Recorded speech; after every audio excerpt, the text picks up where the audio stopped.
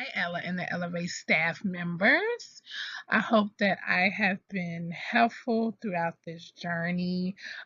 This presentation today will be a final overview and hopefully just add in some additional knowledge or suggestions to improve you guys' organizational structure. So I just want to provide a recap of just all the data that was ran throughout this course.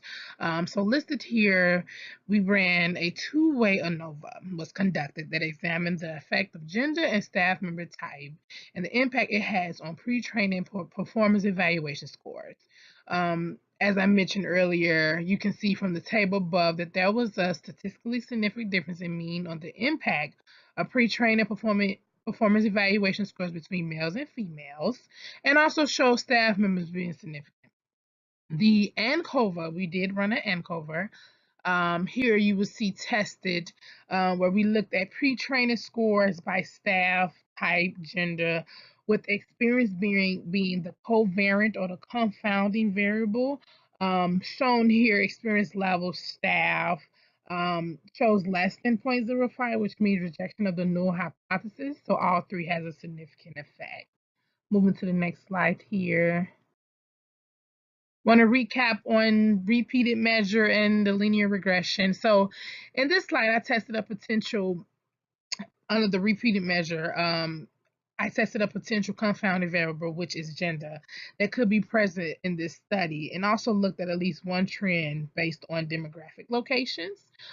So looking at the greenhouse Geyser reportings, we see gender sig value of 0.027, which is less than 0.05, which also means that a significant difference in a rejection of the null hypothesis. However, location is showing 0.838 sig value, which is greater than 0.05. So there is an acceptance of the null hypothesis, which also means performance evaluation scores has no significant difference between the two locations across the three times performance scores are recorded. They are pretty much equal. Then on the linear regression, looking at the descriptive table, mean IQ scores is 97.83 and a 9.762 in standard deviation. This simply shows that the IQ scores are most between average or normal intelligence. The mean years of experience is 1.94 and a standard deviation of 0.415. This shows that the average years of experience is between 0 to 5 years. There is moderate to no correlation between IQ scores and staff years of experience. In the ANOVA chart, the sig value is 0.975, which is greater than 0.05. So the null hypothesis is accepted and shows no significant and equal.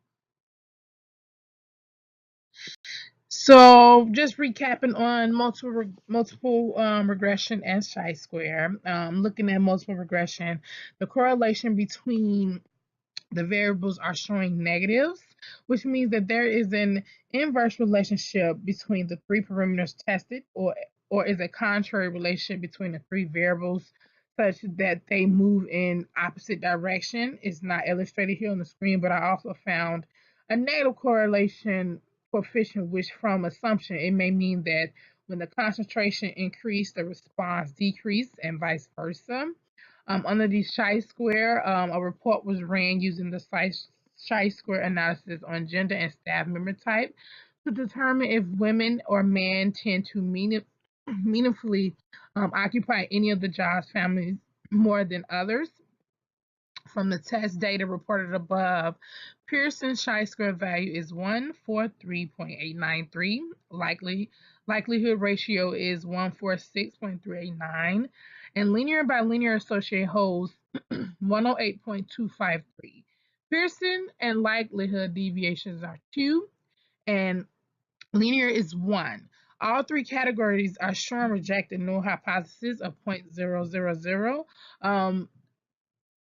Of significance, which means they are significant.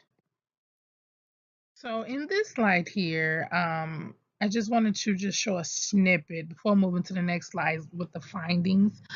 Just wanted to snippet a step-by-step pick of how the data is put together in SPSS before it's ran. So I used a one-way ANOVA. So you would go to Analyze, then you would kind of scroll down to General Linear Model, and then you would click on Univariate. And then in this middle pick here, you see that I tested, looked at pre-training scores as my dependent variable, and just as my fixed factor, I use location. And then over in this last pick here, you kind of just click on options, and just click on things you kind of pretty much want to run in SPSS. So I did descriptive statistics, estimates of effect size, and the homogeneity test. I don't report too much on that on the next slide. I pretty much just go analyze on the descriptive statistics. But going to the next slide here, one-way ANOVA was conducted that I kind of mentioned earlier. That examined the effect of the different locations and the impact it may have on pre-training performance evaluation scores. You can kind of see from the table of tests of between subject effects that there was no statistically significant difference in mean of the impact of pre-training performance evaluation score between the two locations. SIG value was greater than 0.05. Also in the descriptive box listed here at the bottom, you see the average mean scores between the two locations is pretty much the same. They are kind of like moderate pretty much moderate performers. It's just, I think, what kind of brought my attention to the descriptive table is that one location has more employees than the other, because you see over here in the number tab, it shows 227 for Chicago, then for Detroit is 412.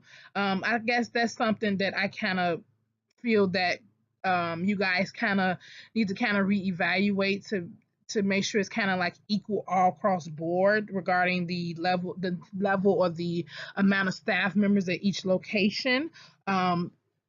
But outside of that, the average mean scores is pretty much the same between the two locations, which is surprisingly with the different numbers of employees that are actually at each location.